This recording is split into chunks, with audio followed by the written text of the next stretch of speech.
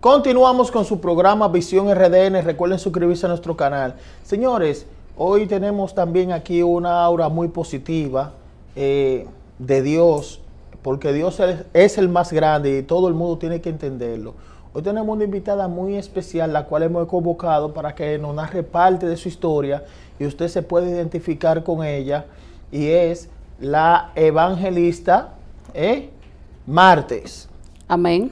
Lency Martes de Ventura. ¿Cómo Amén. está, Lency? Estoy bien, gracias al Señor. Es un placer para mí estar aquí, amén. Sí. En este espacio. Doy gracias a Dios por esta oportunidad, amén, y a ti que me extiendes la invitación para estar aquí hablando de la grandeza de nuestro Señor Jesús. Amén. Tú sabes que es de beneplácito tenerte aquí, y más con tu historia que puede impactar miles de seres humanos. Y quiero decirte antes de empezar, y te voy a dejar hablar todo, de que tú eres un ejemplo de la sociedad, porque todo aquel que ha cometido cualquier hecho que se reinserte en la sociedad, para mí es un ejemplo. Amén. Porque ya vivió algo y es algo que proyecta. Lency, quiero que me hable de tu vida pasada, momentos de los cuales tú has pasado y cómo tú entras al Evangelio. Amén. Voy a empezar por resaltar que para mí, yo sé que también para ti el motivo de esta entrevista es que gente que está en el mundo, fuera de la cobertura de Dios, amén. O sea, todos estamos en el mundo, amén. Amén. Pero ya los que conocemos al Señor, dice la Biblia, que estamos en el mundo, pero no somos del mundo. Amén. Dando a entender de que ya no pertenecemos al círculo de mucha gente. Entonces, para mí, la visión especial de esta entrevista es hablar con esa gente que está sin esperanza, esa gente que entiende que ya ha tocado fondo, que no le importa a nadie. Es resaltar primero la grandeza de Dios y darle una palabra de esperanza a la gente que la necesita. Yo soy una persona oriunda del municipio de San Antonio de Guerra, Santo Domingo Oeste, amén.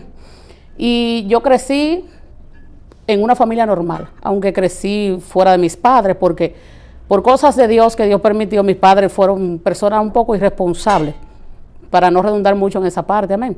Pero dentro de lo que cabe, yo tuve una infancia bien, porque crecí en una familia, me crió un tío mío, un hermano de mi padre, con todo lo que un niño o una niña normal necesitaría. Sí. Pero ¿qué pasa? Cuando ya uno va creciendo, va tomando tamaño, entonces asimismo la mentalidad, cuando uno está fuera de Cristo, muchas veces de lo que te han inculcado, tú te apartas para seguir tu propio camino. Entonces fui creciendo y fui tomando, por decirlo así, la calle.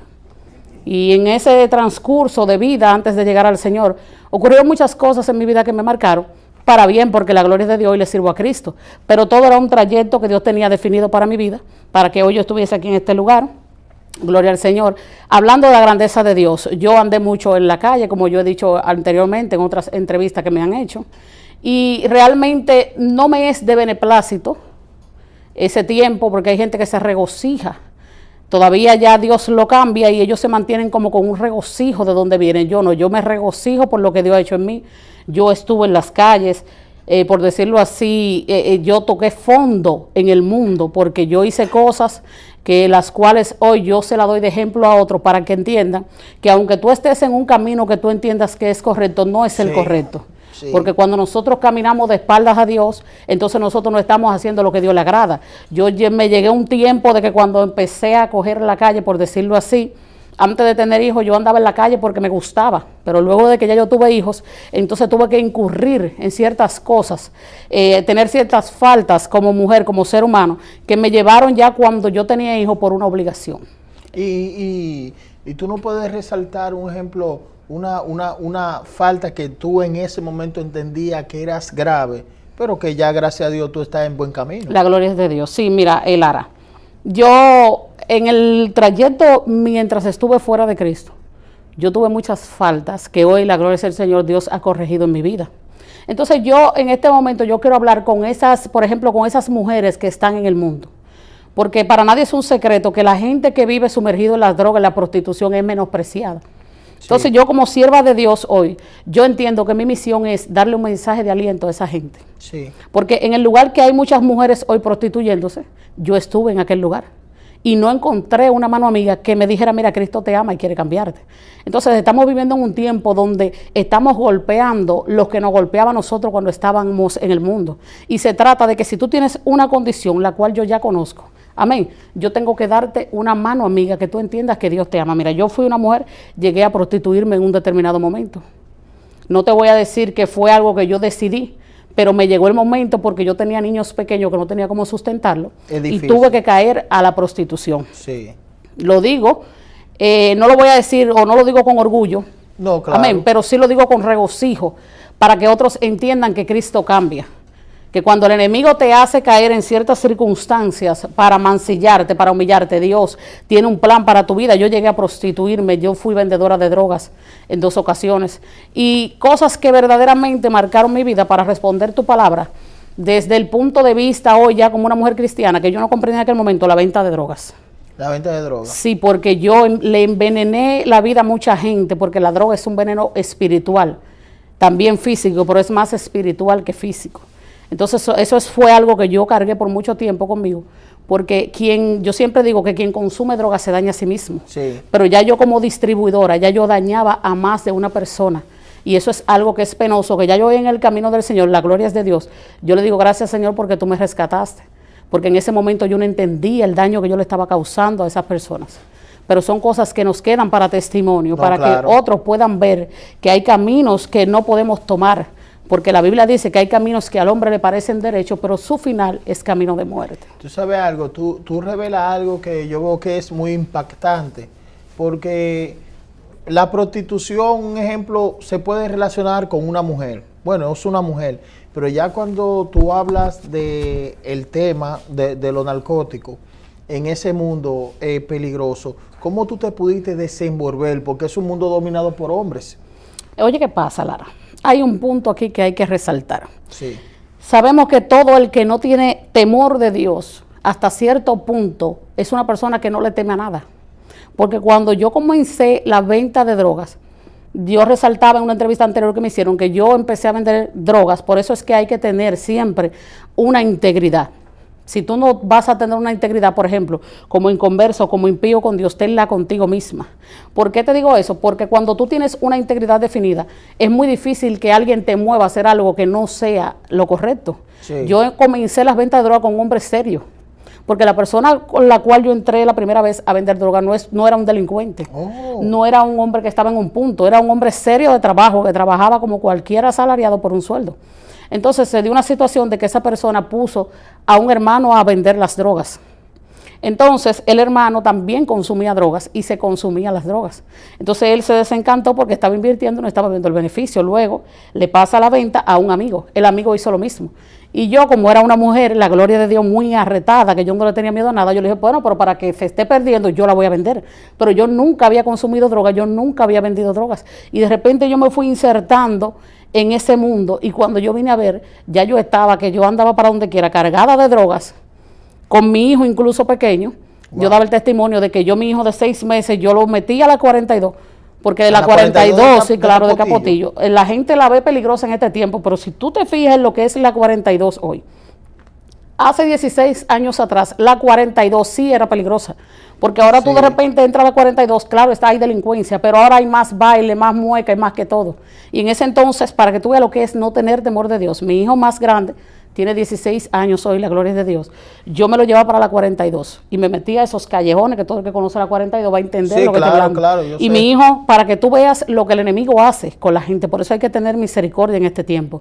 Y yo acostaba, recuerdo, mi hijo en la balanza de un señor llamado El Gordo, le decían, que era quien distribuía la droga, y ahí yo lo acostaba, le ponía un pamper, lo llenaba de droga, volvía y le ponía otro pamper, volvía y lo llenaba de droga. Mi único hijo en ese tiempo, la gloria es de Dios, Dios me hizo recapacitar, y yo andaba la capital entera con mi hijo cargado de drogas.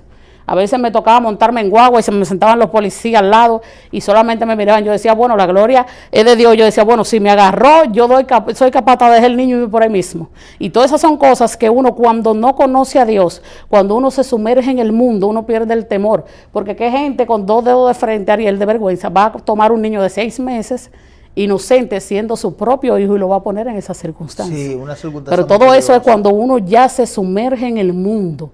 Porque ya cuando tú dices, bueno, ya yo tomé la calle, ya tú no le tienes miedo a nada. Porque ya tú estás prácticamente en una selva de cemento, donde tú tienes que sobrevivir a como dé lugar.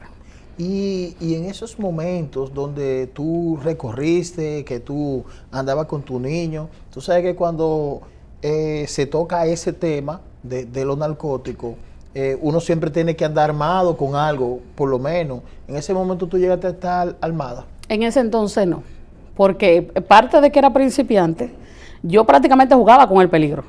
Porque ¿Te daba adrenalina el peligro? Sí, como que para mí yo meterme a la 42, a todo eso, yo me entraba en un punto de droga donde el dueño del punto tenía el kilo ahí y la droga que él me vendía era retirada del kilo y llegaba a mis manos. Wow. Y yo en ese momento, también había un punto, cuando tú eres nuevo en la calle, todavía tú no te has dado a notar.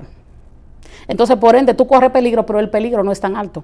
Porque tú no vienes siendo una amenaza para las personas que están en tu mismo entorno que están haciendo lo mismo. Y yo en un principio no, yo andaba atento a mí, por decirlo así. Luego ya cuando yo fui sumergiéndome más, yo siempre andaba armada, siempre tenía algo por ahí, porque también era una persona que no le tenía miedo a nada, que de cualquier cosa yo sabía pelear con hombres, mujeres, como fuera, sin ningún tipo de miedo, porque también el temor se va.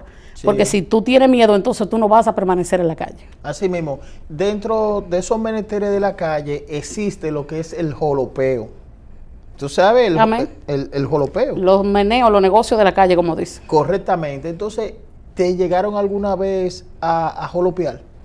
Bueno, yo en un principio, cuando yo empecé la venta de las drogas, hubo algo que me llevó a hacerme notar mucho, y es que las drogas que yo vendía, o las sustancias, porque sabemos que yo estoy medio sensible, las sustancias que yo vendía eran muy fuertes. Entonces, cuando en el mundo, en el bajo mundo, eso es igual que si tú te dedicas a vender ropa, si tú te dedicas a confeccionar o a vender ropa de calidad, se supone que tu fama va a aumentar. Sí. Para bien, porque se está hablando de ropa, pero ya cuando es en el mundo de los narcóticos, cuando tú vendes algo que está, como dicen en el bajo mundo, la gente que consume, que está muy bueno, sí, eso trae mucho a hablar. Y en un principio todo iba muy bien, pero luego sí me calenté un poco porque yo vivía al lado del director, vamos a decir, de ese pueblo, sí, el encargado de la DNCD en ese pueblo. Él vivía en una casa y yo vivía en la otra al lado. Y ahí yo hacía todos mis movimientos y él me llamaba y me decía, mira, yo te voy a tener que meter presa, vete. Pero entonces cuando ya yo vi que la cosa se iba como arreciando, yo decidí entrar en el mundo de la brujería. ¿En la brujería entraste? Sí, para resguardarme, según yo, porque la brujería existe, aunque nosotros ya lo que hemos conocido al Señor, y mucha gente que no conoce al Señor no cree, pero el que ha tenido experiencias en el mundo espiritual, en el mundo físico, sabe que existe. Y yo recurrí a un brujo a hacerme un resguardo, para que me resguardara, para yo poder hacer de las mías por donde quiera, sí, y que no pasara nada, y efectivamente así fue. Y cuando tú entras a la brujería, o sea, ¿qué tú pudiste hacer, si se puede revelar? Sí, la Biblia establece, porque todo parte y vuelve siempre a la Biblia. Sí. Mira, Ariel, te voy a decir algo. Yo he sido una persona que he sido criticada por este tipo de entrevistas. No, es que no, incluso, nadie puede cuestionarte. El único que te puede cuestionar es Dios, porque tú estás revelando algo. Y yo quiero un aplauso breve antes de esto. ¿Tú sabes por qué? Yo te voy a resaltar con un aplauso de todo, porque tú eres una mujer digna en la sociedad. Cuando tú estabas en ese momento, tú hacías eso, pero era más por tu niño.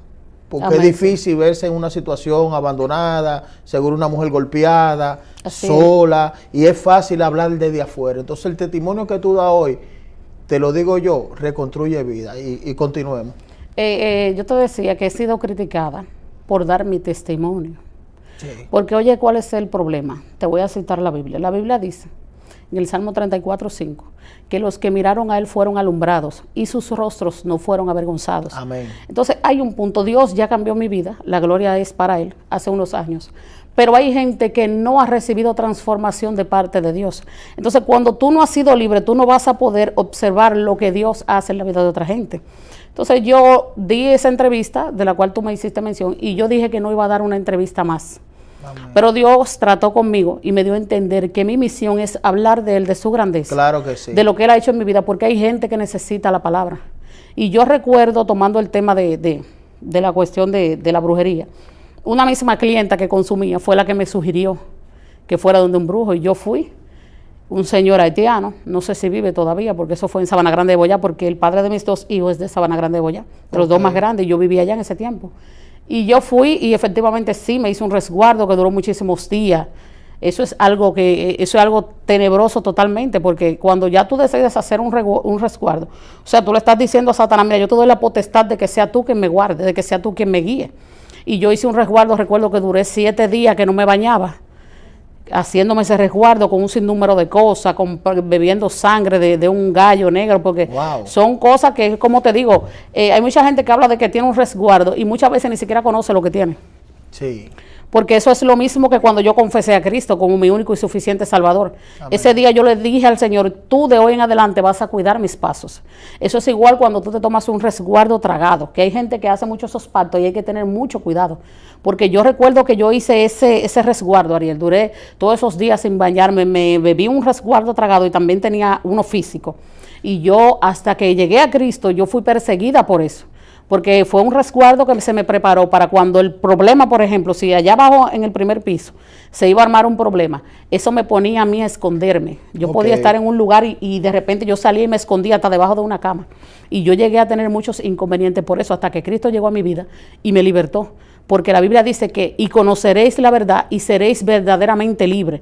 Entonces muchas veces uno cuenta el testimonio y hay mucha gente, muchas veces dentro del pueblo de Dios, y no estoy golpeando nada, estoy siendo sincera, siendo honesta. Amén. Porque Dios ha puesto la verdad en mi boca y yo tengo que decirla. Muchas veces el mismo pueblo de Dios es quien te persigue. Entonces yo entiendo que si yo recibí una transformación de parte de Dios, el pueblo de Dios debe regocijarse, porque nuestra misión en este camino es darle una mano amiga a aquellos que la necesitan.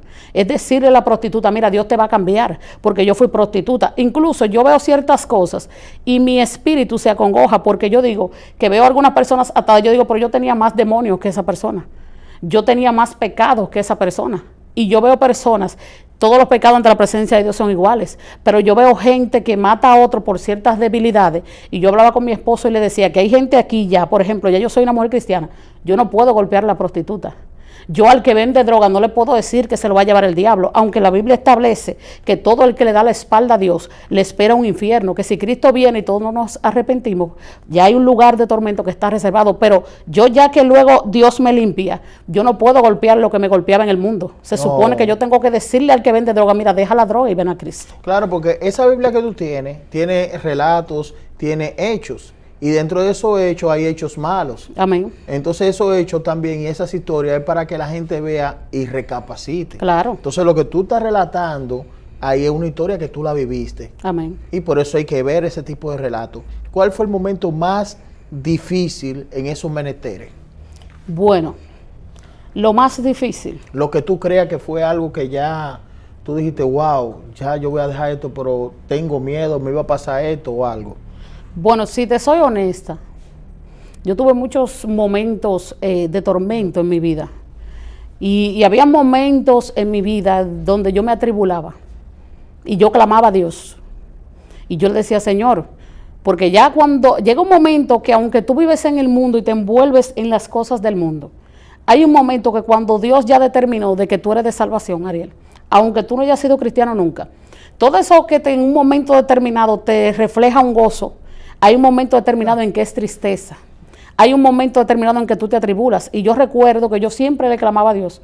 Y yo me sentía menospreciada hasta por mí misma. Porque yo le clamaba a Dios de una manera incorrecta. Por cuanto yo no tenía lo que era la visión espiritual. Y yo le decía, Señor, pero ni siquiera tú me quieres.